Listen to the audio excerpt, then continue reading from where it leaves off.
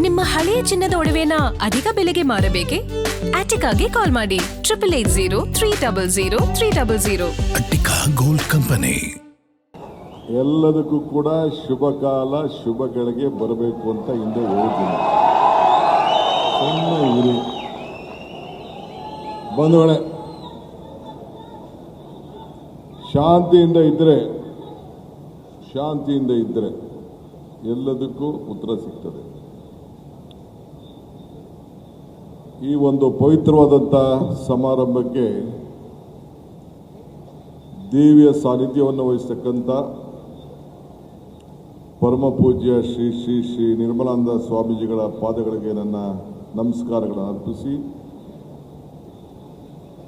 ನಮ್ಮ ತುಮಕೂರು ಶ್ರೀಗಳಂತ ಸಿದ್ಧಗಂಗಾ ಮಠದ ಶ್ರೀ ಶ್ರೀ ಶ್ರೀ ಸಿದ್ಧಲಿಂಗ ಮಹಾಸ್ವಾಮೀಜಿಗಳ ಪಾದಗಳಿಗೆ ನಮಸ್ಕರಿಸಿ, ನನ್ನ ಸಹೋದ್ಯೋಗಿಗಳಂತ ರಾಜ್ಯದ ಹಿರಿಯ ನಾಯಕರು, ಉಪಮುಖ್ಯಮಂತ್ರಿಗಳಂತ ಶ್ರೀ ಜಿ ಪರಮೇಶ್ವರ್ ಅವರೇ, ಈ ಸಂಘದ ನಿಮ್ಮೆಲ್ಲರ ಅಧ್ಯಕ್ಷರಾಗಿ 2 ಬಾರಿ ಸತತವಾಗಿ ಆಯ್ಕೆಯಾಗಿ ನಿಮ್ಮ ನಾಯಕತ್ವವನ್ನು ವಹಿಸತಕ್ಕಂಥ ಶ್ರೀ ಷಡಾಕ್ಷರಿಯವರೇ, ಮಾಜಿ ಅಧ್ಯಕ್ಷರಾದಂಥ ಭೈರಪ್ಪನವರೇ, ರಮೇಶ್ ಸಾಂಗಾರ್ ಅವರೇ, ಅಮೃತ್ ರಾಜ್ ಅವರೇ, ವೇದಿಕೆಯಲ್ಲಿರುವ ಎಲ್ಲ ಸರ್ಕಾರಿ ನೌಕರ ಸಂಘದ ಎಲ್ಲ ಪದಾಧಿಕಾರಿಗಳೇ, ಇಲ್ಲಿ ಸೇರ್ತಕ್ಕಂಥ ಎಲ್ಲ ನನ್ನ ಸರ್ಕಾರ ಕುಟುಂಬದ ಎಲ್ಲ ಗೌರವಾನ್ವಿತ ಸದಸ್ಯಗಳೇ,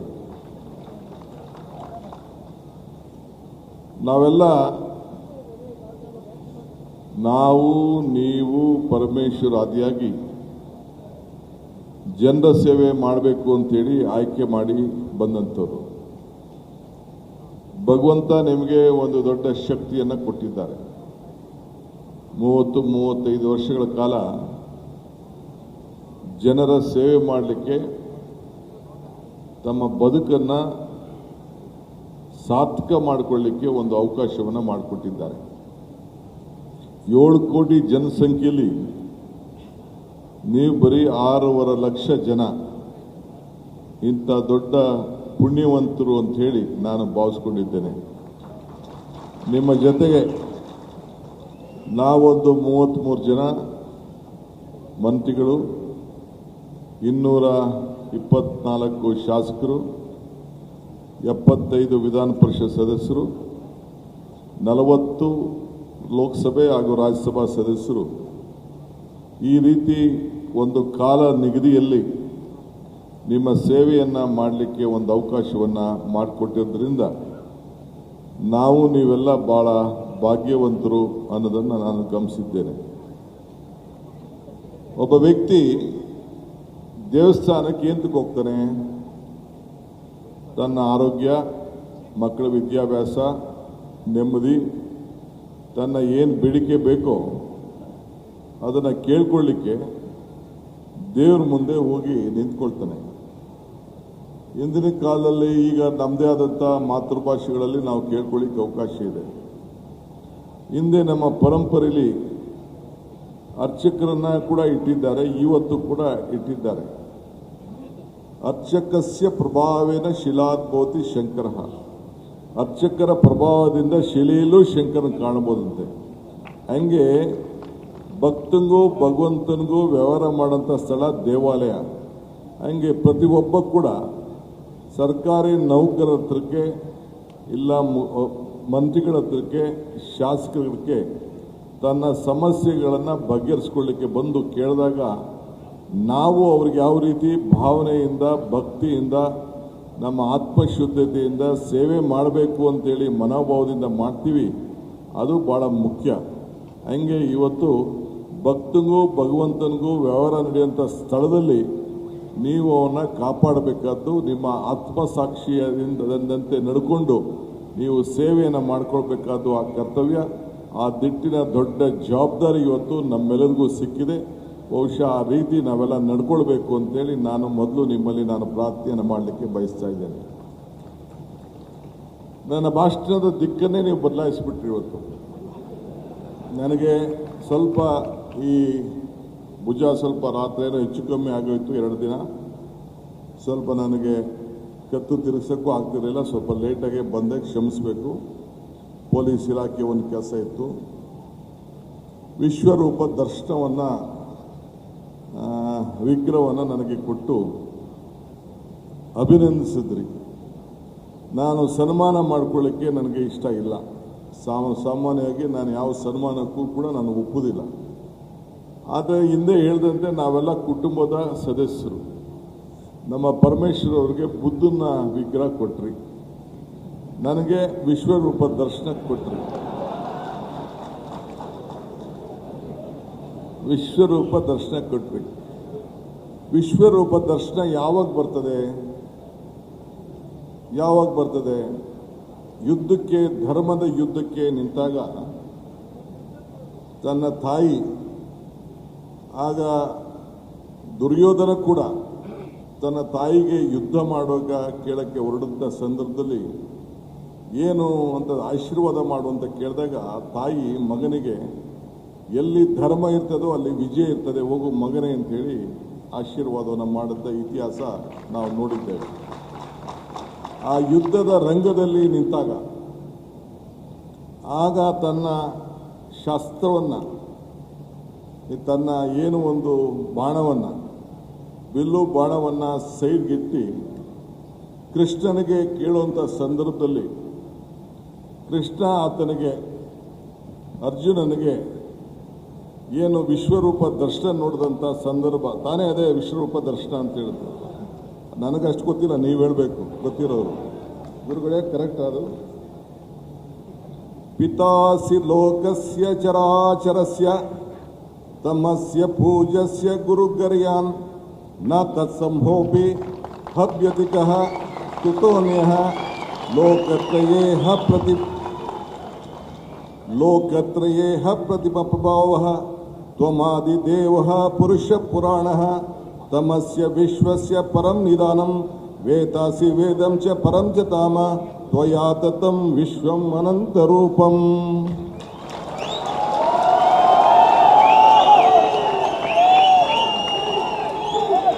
ಯಾವ ಪುಸ್ತಕದಲ್ಲಿ ಬೇಕಾದ್ರೂ ತೆಗೆದು ನೋಡಿ, ಆ ಭಗವದ್ಗೀತೆಯ ಶ್ಲೋಕವನ್ನು, ನೀವು ಕೊಟ್ಟಂಥ ವಿಶ್ವರೂಪದ ಅರ್ಥವನ್ನು ನಿಮ್ಮ ಮುಂದೆ ಇಟ್ಟಿದ್ದೇನೆ. ಸೊ ಅದಕ್ಕೆ ನೀವೆಲ್ಲ ವಿಶ್ವರೂಪದ ದರ್ಶನಕ್ಕೆ ನೀವೆಲ್ಲ ಪಾತ್ರರಾಗಿದ್ದೀರಿ. ಸೊ ನಾನು ತಮ್ಗೆ ಹೇಳೋದು, ಎಲ್ಲ ದೇವತೆಗಳು ನನಗೆ ದರ್ಶನ ಮಾಡಲಿಕ್ಕೆ ಅವಕಾಶ ಮಾಡಿಕೊಟ್ಟಿದ್ದೀರಿ.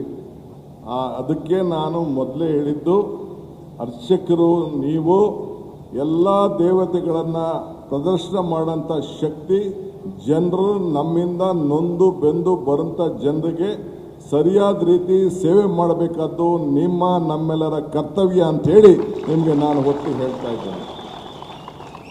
ನೀವು ಕರ್ನಾಟಕದ ಅಂಬಾಸಿಡರ್ ಕೂಡ, ಪ್ರತಿಯೊಬ್ಬರು ಕೂಡ ಇವತ್ತು ಸಾರ್ವಜನಿಕರ ಬದುಕಿನಲ್ಲಿ ನೀವೆಲ್ಲ ಕೆಲಸ ಮಾಡ್ತಾ ಇದ್ದೀರಿ.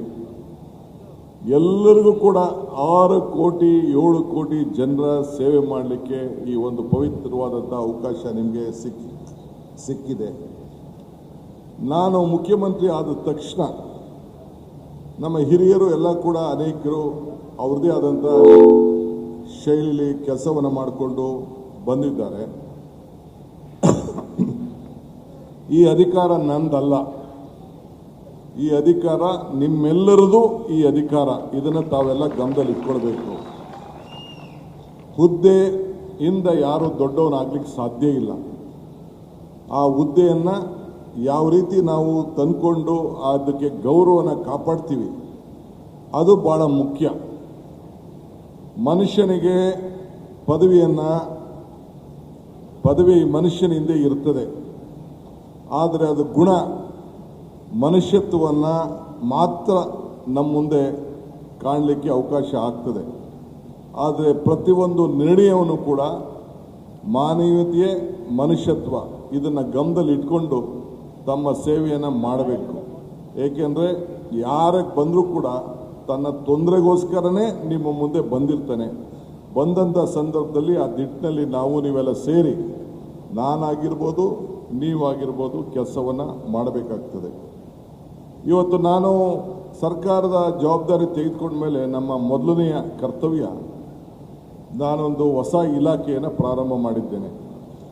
ಈ ದೇಶದ ಉದ್ದಗಲಕ್ಕೂ ಕೂಡ ಈ ರಾಜ್ಯದಲ್ಲಿ, ವಿಶೇಷವಾಗಿ ನಮ್ಮ ರಾಜ್ಯದಲ್ಲಿ ಅನೇಕ ಸಂಘಟನೆಗಳು ಹೋರಾಟಗಳನ್ನು ಮಾಡ್ಕೊಂಡು ಬರ್ತಾ ಇದೆ. ನೀವು ಕೂಡ ನನ್ನ ಮುಂದೆ 2 ಬೇಡಿಕೆಗಳನ್ನು ಇಟ್ರಿ. ಯಾವ ರೀತಿ ಈ ಬೇಡಿಕೆಗಳನ್ನು ಸಮಸ್ಯೆ ಬಗೆಹರಿಸಬೇಕು, ಯಾವ ರೀತಿ ಅದಕ್ಕೆ ರೂಪ ಕೊಡಬೇಕು, ಕಾನೂನಲ್ಲಿ ಎಷ್ಟು ಮಟ್ಟಿಗೆ ಅವಕಾಶ ಇದೆ, ಆರ್ಥಿಕವಾದಂಥ ಪರಿಸ್ಥಿತಿ ಏನು. ಸೊ ಇಂಥ ಎಲ್ಲ ನೋವುಗಳನ್ನು ಬಗೆಹರಿಸಲಿಕ್ಕೆ ಒಂದು ಪ್ರತ್ಯೇಕವಾದಂಥ ಇಲಾಖೆ, ಪ್ರಜಾಸೇವೆ ಇಲಾಖೆಯನ್ನು ಪ್ರಾರಂಭ ಮಾಡಬೇಕು ಅಂತೇಳಿ ತೀರ್ಮಾನವನ್ನು ನಾನೀಗಾಗಲೇ ಮಾಡಿದ್ದೇನೆ.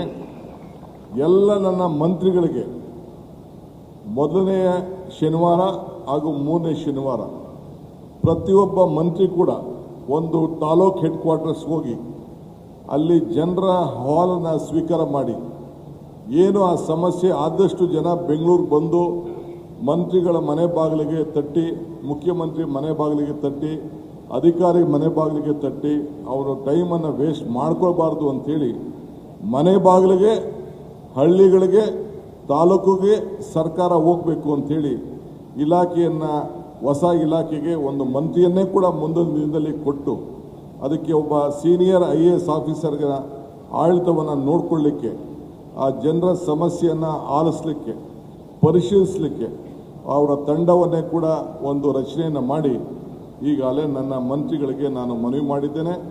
ಸದ್ಯದಲ್ಲೇ ಆ ಕೆಲಸ ಪ್ರಾರಂಭ ಆಗ್ತದೆ. ತಾಲೂಕು ಆದಮೇಲೆ ಜಿಲ್ಲೆ, ಜಿಲ್ಲೆ ಮಧ್ಯೆ ಹೋಬಳಿ, ಹೋಬಳಿ ಆದಮೇಲೆ ಪಂಚಾಯತಿ ಮಟ್ಟದಲ್ಲೂ ಕೂಡ ಶಾಸಕರು ಹೋಗಿ ಕೆಲಸವನ್ನು ಮಾಡಬೇಕಾಗ್ತದೆ. ಆ ಯಶಸ್ಸು ನೀವು ಯಾವಾಗ ಪ್ರಾಮಾಣಿಕತೆಯಿಂದ ಜನರ ಸಮಸ್ಯೆಯನ್ನು ಬಗೆಹರಿಸಿರಿ, ಆಗ ಮಾತ್ರ ನಿಮಗೂ ಕೂಡ ಆತ್ಮಬಲ ಹೆಚ್ಚದೆ. ನಾನು ಈ ಸರ್ಕಾರಿ ನೌಕರನಾಗಿ ಸೇರಿದಕ್ಕೆ ನಾನು ಕೂಡ 4 ಜನಕ್ಕೆ ನಾನು ಸಹಾಯ ಮಾಡಿದ್ದೀನಿ ಅನ್ನೋದು ಕೂಡ ನಿಮಗೂ ಕೂಡ ಮನಸ್ಸಿಗೆ ಸಮಾಧಾನ ಆಗ್ತದೆ. ಆ ನಿಟ್ಟಿನಲ್ಲಿ ತಾವೆಲ್ಲ ಕೂಡ ಕೆಲಸವನ್ನು ಮಾಡಬೇಕು ಅಂತೇಳಿ ತಮ್ಮಲ್ಲಿ ನಾನು ಪ್ರಾರ್ಥನೆ ಮಾಡ್ಕೊಳ್ತಾ ಇದ್ದೇನೆ. ಇವತ್ತು ದೀಪ ಹಚ್ಚಿದೋ, ದೀಪದ ಹಿಂದೆ ಬತ್ತಿ ಇತ್ತು, ಎಣ್ಣೆ ಇತ್ತು. ಆ ಬತ್ತಿ ಸುಟ್ಟೋಯ್ತು, ಎಣ್ಣೆ ಬಿಸಿ ಆಗ್ತಾ ಇತ್ತು, ಆದರೆ ದೀಪ ಮಾತ್ರ ಬೆಳಗ್ತಾ ಇದೆ. ನಮ್ಮೆಲ್ಲರ ಬದುಕಿನಲ್ಲಿ ಬೆಳಕು ನೋಡಬೇಕು ಅನ್ನೋದು ಎಲ್ಲರಿಗೂ ಆಸೆ. ಸೊ ಮನುಷ್ಯ ತನ್ನಾಗಿ ತಾನು ರೂಪಿಸ್ಕೊಂಡಾಗ ಮಾತ್ರ ಸಮಾಜವನ್ನು ಬೆಳೆಸಲಿಕ್ಕೆ ಸಾಧ್ಯ. ಆದ್ದರಿಂದ ಪ್ರತಿಯೊಬ್ಬರಲ್ಲೂ ಕೂಡ ಬೆಳಕನ್ನು ಕಾಣಲಿಕ್ಕೆ ನೀವೆಲ್ಲ ಕೂಡ ಕಾರಣಕರ್ತರಾಗಬೇಕು. ತಮ್ಮ ಶಕ್ತಿಯನ್ನು ಈ ರೀತಿ ಬೆಳೆಸ್ಕೊಳ್ಬೇಕು ಅನ್ನೋದನ್ನು ನಾನು ತಮ್ಮಲ್ಲಿ ಈ ಸಂದರ್ಭದಲ್ಲಿ ಮನವಿ ಮಾಡಿಕೊಳ್ಳಿಕ್ಕೆ ನಾನು ಪ್ರಯತ್ನವನ್ನು ಮಾಡ್ತಾ ಇದ್ದೇನೆ. ಈಗ ಅನೇಕರು ತಾವು ವಿವಿಧ ರೀತಿ ಸಾರ್ವಜನಿಕ ಸೇವೆಯನ್ನು ಮಾಡಿಕೊಂಡು ಬರ್ತಾ ಇದ್ದೀರಿ. ಅಧಿಕಾರ ಯಾವಾಗ ನಾವು ನಿಸ್ವಾರ್ಥೆಯಿಂದ ನಾವು ಸೇವೆಯನ್ನು ಮಾಡ್ತೀವಿ, ಆಗ ಮಾತ್ರ ನಮ್ಮ ಕರ್ತವ್ಯಕ್ಕೆ ಗೌರವ ಇರ್ತದೆ ಅನ್ನೋದನ್ನು ನಮ್ಮ ಮಹಾತ್ಮ ಗಾಂಧೀಜಿಯವರು ಈಗಾಗಲೇ ನಮಗೆ ಮಾರ್ಗದರ್ಶನವನ್ನು ಕೊಟ್ಟಿದ್ದಾರೆ.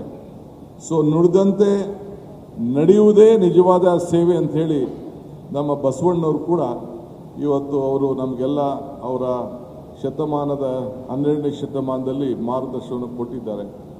ಒಬ್ಬ ಸರ್ಕಾರಿ ನೌಕರಾಗಿ ಒಂದು ರಾಜ್ಯನ ಆಸ್ಥಾನದಲ್ಲಿ ನೌಕರಿದ್ದವನು ಒಬ್ಬ ಆರ್ಥಿಕ ಮಂತ್ರಿಯಾಗಿ ಕೊನೆಗೆ ಆ ದೊಡ್ಡ ಬಸವಣ್ಣ ಅಂಥೇಳಿ ಹೆಸರು ಪಡ್ಕೊಳ್ಬೇಕಾದ್ರೆ ಆವತ್ತಿನ ಕಾಲದಲ್ಲಿ ಅವರು ನಡ್ಕೊಂಡಂಥ ರೀತಿ, ಆವತ್ತಿನ ರಾಜ್ಯ ಆವತ್ತು ಅವರನ್ನು ಆಯ್ಕೆ ಮಾಡಿದೆ ಅಂತಂದರೆ ನಿಮ್ಮನ್ನೂ ಕೂಡ ನೀವು ಅಂಥ ಒಂದು ಸ್ಥಾನಕ್ಕೆ ಬರಲಿಕ್ಕೆ ಭಗವಂತ ನೀವು ಸೇವೆ ಮಾಡಿದಾಗ ನಿಮಗೂ ಕೂಡ ಒಂದಲ್ಲ ಒಂದು ದಿನ ಅಂಥ ಅವಕಾಶ ಸಿಗ್ತದೆ ಅನ್ನೋದು ಕೂಡ ತಾವೆಲ್ಲ ನೆನಪಲ್ಲಿ ಇಟ್ಕೊಳ್ಬೇಕು ಅಂತೇಳಿ ನಾನು ಪ್ರಾರ್ಥನೆಯನ್ನು ಮಾಡ್ಕೊಂಡು ಹೋಗ್ತಾ ಇದ್ದೇವೆ.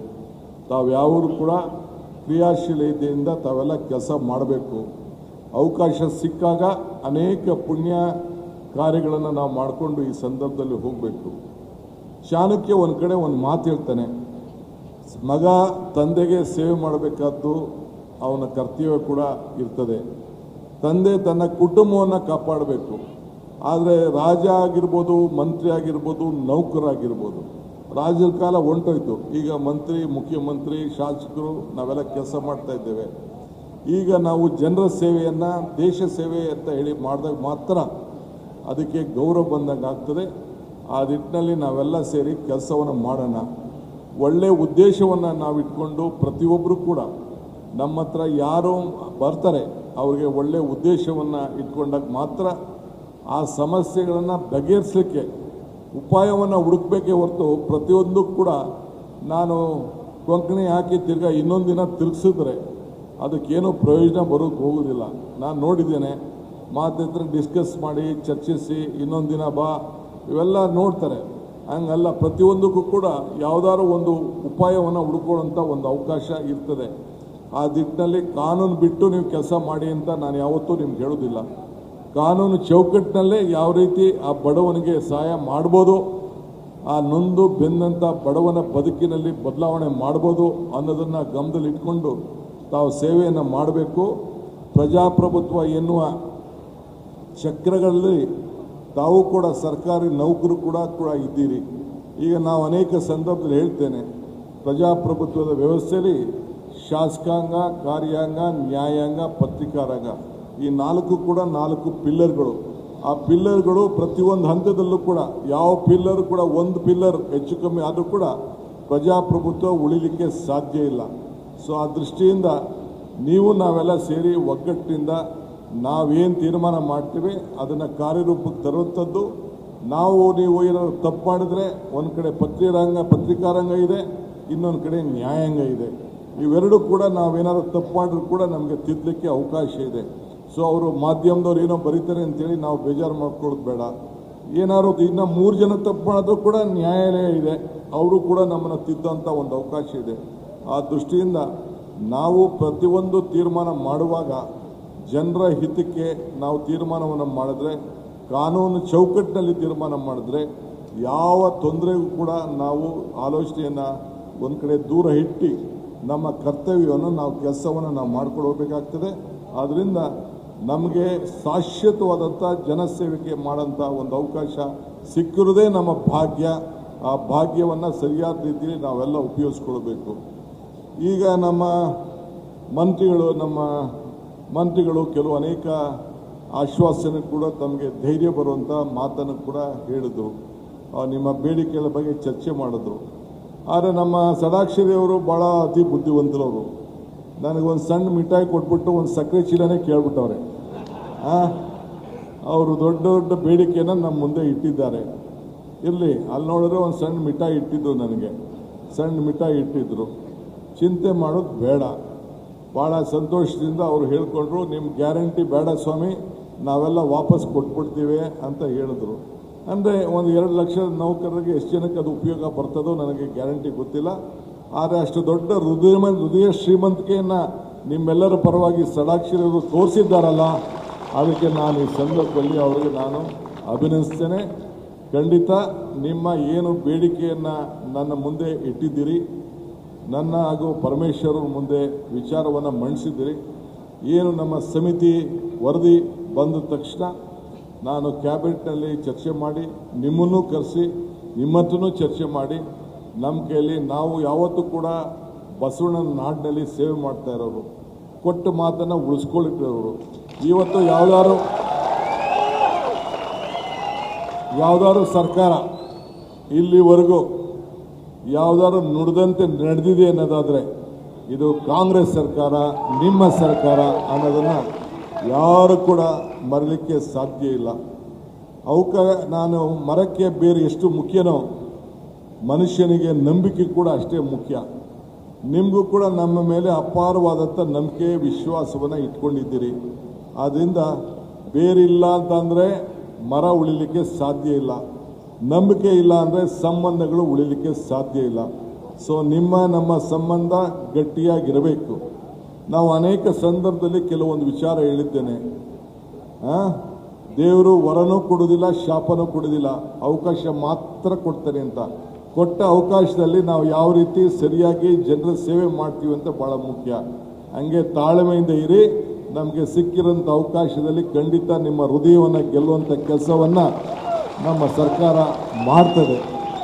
ಸೊ ಅದರಿಂದ ತಮ್ಮ ಪ್ರೀತಿ, ವಿಶ್ವಾಸ, ಅಭಿಮಾನ ಇರಲಿ. ಸೊ ಜೀವನದಲ್ಲಿ ನಾವೆಲ್ಲ ಹೋರಾಟ ಮಾಡ್ಕೊಂಡು ಬಂದಿರೋರು. ನೀವು ನಿಮ್ಮದೇ ಆದಂಥ ರೀತಿಯಲ್ಲಿ ಹೋರಾಟವನ್ನು ಮಾಡ್ತಾ ಇದ್ದೀರಿ. ಸಾಧನೆ ಇಲ್ಲದೆ ಸತ್ತರೆ ಸಾವಿಗೆ ಅವಮಾನ, ಆದರ್ಶ ಇಲ್ಲದೆ ಬದುಕಿದರೆ ಬದುಕಿಗೆ ಅವಮಾನ. ಆದ್ದರಿಂದ ನಮ್ಮ ಸಾಧನೆ ಮತ್ತು ಆದರ್ಶ ಎರಡೂ ಕೂಡ ಒಟ್ಟಿಗೆ ನಾವು ತೆಗೆದುಕೊಂಡು ಹೋಗಿ ನಮ್ಮ ಕೆಲಸವನ್ನು ನಾವು ಮಾಡಬೇಕು.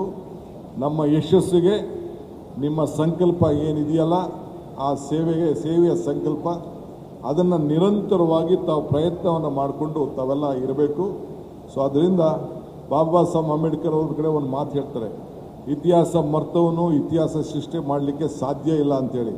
ಹಂಗೆ ನಾವು ಅನೇಕ ಇತಿಹಾಸಗಳನ್ನು ಸೃಷ್ಟಿ ಮಾಡಲಿಕ್ಕೆ ನಮ್ಮ ಸರ್ಕಾರ ಅನೇಕ ಕಾರ್ಯಕ್ರಮಗಳನ್ನು ರೂಪಿಸಿ ಜನರ ಬದುಕಿನಲ್ಲಿ ಒಂದು ದೊಡ್ಡ ಬದಲಾವಣೆಯನ್ನು ಮಾಡಬೇಕು ಅಂತಲೇ ಇವತ್ತು ನಾವು 5 ಗ್ಯಾರಂಟಿಗಳನ್ನು ಕೊಟ್ಟು, ಇವತ್ತು 5 ಗ್ಯಾರಂಟಿ ಕೊಟ್ಟರಾಗಿ ಭಾಳ ಜನ ಟೀಕೆ ಮಾಡ್ತಾಯಿದ್ರು. ಆ ಟೀಕೆಗಳೆಲ್ಲ ಸತ್ತೋಯ್ತು, ಆದರೆ ನಮ್ಮ ಕೆಲಸಗಳು ಮಾತ್ರ ಉಳಿತು. ಇಡೀ ದೇಶದಲ್ಲಿ ಕರ್ನಾಟಕ ರಾಜ್ಯದಲ್ಲಿ ಯಾವ ರೀತಿ 5 ಗ್ಯಾರಂಟಿಗಳನ್ನು ಕೊಟ್ಟು ಇಡೀ ಆ ಗ್ಯಾರಂಟಿ ರಾಷ್ಟ್ರದ ಎಲ್ಲ ರಾಜ್ಯದಲ್ಲೂ ಕೂಡ ಆ ಗ್ಯಾರಂಟಿ ವಿವಿಧ ರೂಪದಲ್ಲಿ ಹೆಸರನ್ನು ಬದಲಾವಣೆ ಮಾಡಿ ಕರ್ನಾಟಕ ಮಾಡಲ್ ಅಂತೇಳಿ ಇವತ್ತು ಪರಿವರ್ತನೆ ಮಾಡಿರೋದು ತಮಗೆಲ್ಲ ಗೊತ್ತಿದೆ. ಸೊ ಹಂಗೆ ನಾವು ಇದಕ್ಕೆ ನಾಯಕತ್ವವನ್ನು ವಹಿಸಿದ್ದೇವೆ. ಸೊ ಇದು ತಾವೆಲ್ಲ ಗಮನದಲ್ಲಿ ಇಟ್ಕೊಳ್ಬೇಕು. ಅದನ್ನು ಗಮನದಲ್ಲಿ ಇಟ್ಕೊಂಡು ತಾವೆಲ್ಲ ತಮ್ಮ ಕೆಲಸವನ್ನು ತಾವು ಮಾಡಬೇಕು ಅಂತೇಳಿ ತಮ್ಮಲ್ಲಿ ನಾನು ಪ್ರಾರ್ಥನೆ ಮಾಡ್ತಾ ಇದ್ದೇನೆ. ಇವತ್ತು 2006ರಿಂದ ನಂತರ ನೇಮಕಗೊಂಡಂಥ ನೌಕರ ಹಿತಾಸಕ್ತಿ ಬಗ್ಗೆ ತಾವು OPS ಬಗ್ಗೆ NPS ಬಗ್ಗೆ ಏನು ಚರ್ಚೆ ಮಾಡಿದ್ದೀರಿ, ಇದು ನಾವೆಲ್ಲ ಖಂಡಿತ ನಾವು ಗಮನಿಸ್ತೇವೆ. ಆರೋಗ್ಯದ ವಿಚಾರದಲ್ಲಿ ಏನು ನನ್ನ ಗಮನ ತಳೆದಿದ್ದೀರಿ, ಅದು ಕೂಡ ನಾನು ಗಮನದಲ್ಲಿ ಇಟ್ಕೊಂಡಿದ್ದೇವೆ. ಸೊ ಸರ್ಕಾರದ ನೌಕರು ನಮ್ಮ ಚಕ್ರದ ರಥ, ನಮ್ಮ ಏನು ಒಂದು ರಥದ ಚಕ್ರ ನೀವು. ಸೊ ನಾವೆಲ್ಲ ಒಟ್ಟಿಗೆ ಅದನ್ನು ತೆಗೆದುಕೊಂಡು ಸಾಗುವಂಥ ಕೆಲಸವನ್ನು ನಾವು ಮಾಡೋಣ. ಸೊ ಅದರಿಂದ ಇವತ್ತು ತಾವೆಲ್ಲ ಏನು ನನಗೆ ಮತ್ತು ಉಪಮುಖ್ಯಮಂತ್ರಿಗೆ ನಾವು ನಿಮ್ಮ ಗೌರವಕ್ಕೆ ನೀವು, ಯಾಕೆಂದರೆ ನಮ್ಮ ವ್ಯವಸ್ಥೆಯಲ್ಲಿ ನೀವು ಕೂಡ ಒಬ್ಬ ಪಾಲ್ದಾರರು ಅನ್ನೋ ದೃಷ್ಟಿಯಿಂದ ನಮ್ಮಿಬ್ಬರಿಗೂ ಅಭಿನಂದನೆ ತಗೋಬೇಕು ಅಂತ ನಮ್ಗೆ ಇಷ್ಟ ಇಲ್ಲ. ಆದರೆ ನಿಮ್ಮ ಸಂಬಂಧ ಬಿಟ್ಟು ಬದುಕಲಿಕ್ಕಾಗಲ್ಲ. ಒಂದು ಕುಟುಂಬದ ರೀತಿಯಲ್ಲಿ ನಾವಿಬ್ಬರು ಸೇರಿ ಮಾಡಬೇಕು. ಇದು ನನ್ನ ಅಭಿನಂದನೆ ಅಲ್ಲ, ಇಲ್ಲ ಅವ್ರಿಗೆ ಅಭಿನಂದನೆ ಅಲ್ಲ, ನಿಮ್ಮೆಲ್ಲರ ಕರ್ತವ್ಯ. ಕೊನೆಗೆ ಜನರು ಮುಂದಿನ ದಿನದಲ್ಲಿ ನೀವು ಒಂದು ಮಾತು ಕೊಟ್ರಿ, ನಮ್ಮ ಜೊತೆಯಲ್ಲಿ ಇರ್ತೀವಿ ಅಂತ. ನಾನು ಪರಮೇಶ್ವರು ನಿಮಗೆ ಮಾತು ಕೊಡ್ತಾ ಇದ್ದೇವೆ, ನಾವು ನಿಮ್ಮ ಜೊತೆಯಲ್ಲಿ ಇರ್ತೇವೆ ಅನ್ನೋ ಮಾತನ್ನು ಈ ಸಂದರ್ಭ ಹೇಳ್ತೇನೆ. ಸೊ ಇಬ್ಬರಿಗೂ ಕಾಂಟ್ರಾಕ್ಟು ಕರೆಕ್ಟಾಗಿ ಆಗಿದೆ ತಾನೇ, ಅಗ್ರಿಮೆಂಟು ಆಗಿದೆ ತಾನೇ. ರೆವಿನ್ಯೂ ಮಿನಿಸ್ಟ್ರು ಬೇರೆ, ಅವರು ಬಾಂಡ್ ಪೇಪರು ಸರಿಯಾಗಿರ್ತಾರೆ. ಸಾಕ್ಷಿ 2 ನಮ್ಮ ಸ್ವಾಮಿಗಳು, ಅವರಿಬ್ಬರು ಕೂಡ ನಮ್ಮ ಅಗ್ರಿಮೆಂಟ್ಗೆ ಇಬ್ಬರು ಸ್ವಾಮಿಗಳು ಸಾಕ್ಷಿ. ಬುದ್ಧಿ ನೀವಿಬ್ಬರು ಸಾಕ್ಷಿ ಆಗಬೇಕು. ಅವರು ಬಾಂಡ್ ಪೇಪರು ಪರಮೇಶ್ವರ್ ಅವರು ಇತ್ತಿದೆ. ಸೊ ಷಡಾಕ್ಷರಿ ನೀನು ಎಲ್ಲ ಸೇರಿ ಸೈನ್ ಹಾಕಬೇಕು. ಏನಕ್ಕೆ ಸೈನ್ ಹಾಕಬೇಕು? ಮುಂದಿನ ಸರ್ಕಾರ, ನಿಮ್ಮ ಸರ್ಕಾರ, ನಮ್ಮ ಸರ್ಕಾರ ಒಟ್ಟಿಗೆ ನಾವು ಕೆಲಸ ಮಾಡಬೇಕು. ಗ್ಯಾರಂಟಿ ತಾನೇ? ಅಷ್ಟೇ. ನಮ್ಮ ಅಗ್ರಿಮೆಂಟು ಕರೆಕ್ಟಾಗಿರಬೇಕು. ಏನಾದ್ರು ಹೆಚ್ಚು ಕಮ್ಮಿ ಆದರೆ ನನಗೆ ಭರವಸೆ ಇದೆ, ಹೆಚ್ಚು ಕಮ್ಮಿ ಆಗೋದಿಲ್ಲ ತಾನೇ? ಬಹಳ ಸಂತೋಷ. ಉಳಿ ಪೆಟ್ಟು ಬೀಳದೆ ಯಾವ ಕಲ್ಲು ಶಿಲೆ ಆಗಲಿಕ್ಕೆ ಸಾಧ್ಯ ಇಲ್ಲ. ಸೊ ಹಂಗೆ ಹೊಲ ಉಳ್ದೆ ಯಾವ ಭೂಮಿ ಕೂಡ ಮಟ್ಟ ಆಗಲಿಕ್ಕೆ ಸಾಧ್ಯ ಇಲ್ಲ. ಉಳಿ ಪೆಟ್ಟು ತಿನ್ನೋಣ, ಹೊಲನೂ ಉಳ್ಳೋಣ, ಜಮೀನು ಮಟ್ಟ ಆಗಲಿ, ವ್ಯವಸಾಯ ಆಗಲಿ. ಮುಂದಕ್ಕೆ ಈ ರಾಜ್ಯದಲ್ಲಿ ಒಳ್ಳೆ ಮಳೆ ಬೆಳೆ ಎಲ್ಲ ಕೊಡಿದ್ರೆ ಮಾತು ಕೊಡೋದು ಮುಖ್ಯ ಅಲ್ಲ. ಮಾತು ಕೊಡೋದು ಮುಖ್ಯ ಅಲ್ಲ, ಮಾತು ಉಳಿಸ್ಕೊಳ್ಳೋದು ಬಹಳ ಮುಖ್ಯ. ಏನೋ ಮಾತು ಕೊಡೋದು ಮುಖ್ಯ ಅಲ್ಲ, ಮಾತು ಉಳಿಸ್ಕೊಳ್ಳೋದು ಮುಖ್ಯ. ಆದ್ದರಿಂದ ಇವತ್ತು ನಾವೆಲ್ಲ ಅನೇಕ ಕಠಿಣವಾದಂಥ ನಿರ್ಧಾರಗಳನ್ನು ಮುಂದೊಂದು ದಿನದಲ್ಲಿ ತೆಗೆದುಕೊಳ್ಬೇಕಾದಂಥ ಅನಿವಾರ್ಯತೆ ಬರಬಹುದು. ಆದರೂ ಚಿಂತೆ ಇಲ್ಲ. ನಿಮ್ಮ ಶ್ರಮ ನಮಗೆ ಅರಿವಿದೆ, ನಿಮ್ಮ ಬದುಕಿನ ಬಗ್ಗೆ ನಮಗೆ ಅರಿವಿದೆ. ಆ ನಿಟ್ಟಿನಲ್ಲಿ ನಾವು ಮುಂದಿನ ಸರ್ಕಾರ ಯಾವ ಸಂದರ್ಭದಲ್ಲೂ ಕೂಡ ನಿಮ್ಮ ಜೊತೆಲಿ ಒಟ್ಟಿಗೆ ನಾವೆಲ್ಲ ಕೆಲಸ ಮಾಡ್ಕೊಂಡು ಹೋಗೋಣ. ಇಷ್ಟು ಮಾತ್ರ ಹೇಳಿ ಅನೇಕ ವಿಚಾರಗಳನ್ನು ನಾನು ಬೇರೆ ಸಂದರ್ಭದಲ್ಲಿ ಹಂಚ್ಕೊಳ್ಳಿಕ್ಕೆ ಪ್ರಯತ್ನ ಮಾಡ್ತೇನೆ. ಒಟ್ಟೊಳಗೆ ನಮ್ಮ ಪರಮೇಶ್ವರ್ ಅವರು ಬಾಂಡ್ ಪೇಪರು ಭಾಳ ಹುಷಾರಾಗಿ ಇಟ್ಕೊಳ್ಳಿ. ಆಮೇಲೆ ನಮ್ಮ 2 ಸ್ವಾಮಿಗಳದ್ದು ಸಾಕ್ಷಿ ಗುಡ್ಡೆ ಅವ್ರದ್ದು ಇರಬೇಕು, ಅವ್ರದ್ದು ಬಿಕ್ಲಮ್ ಇರಬೇಕು. ಎಲ್ಲ ಒಟ್ಟಿಗೆ ಸೇರಿ ಅಗ್ರಿಮೆಂಟ್ ಅಂತೆ ನಾವು ನೀವು ಇವೆಲ್ಲ ನಡ್ಕೊಳ್ಳೋಣ. ಎಲ್ಲರಿಗೂ ನಮಸ್ಕಾರ. ಇಂಥ ದೊಡ್ಡ ಕಾರ್ಯಕ್ರಮ ಮಾಡೋದಕ್ಕೆ ತಮ್ಮೆಲ್ಲರೂ ಕೂಡ ಶುಭವಾಗಲಿ. ತಾವೆಲ್ಲ ನನಗೆ ವಿಶ್ವರೂಪ ದರ್ಶನವನ್ನು ಪ್ರದರ್ಶನ ಮಾಡಿ ನನಗೆ ಕೊಟ್ಟಿದ್ದೀರಿ. ಭಾಳ ಹುಷಾರು. ಧರ್ಮ ಉಳಿಬೇಕಲ್ಲ, ಕೊಟ್ಟ ಮಾತು ಉಳಿಬೇಕಲ್ಲ, ಅದು ಎಲ್ಲರಿಗೂ ನೆನಪಿರಲಿ. ಎಲ್ಲರಿಗೂ ನಮಸ್ಕಾರ. ಗ್ಯಾರಂಟಿ ನ್ಯೂಸ್, ಸುದ್ದಿ ಖಚಿತ, ನ್ಯಾಯ ನಿಶ್ಚಿತ.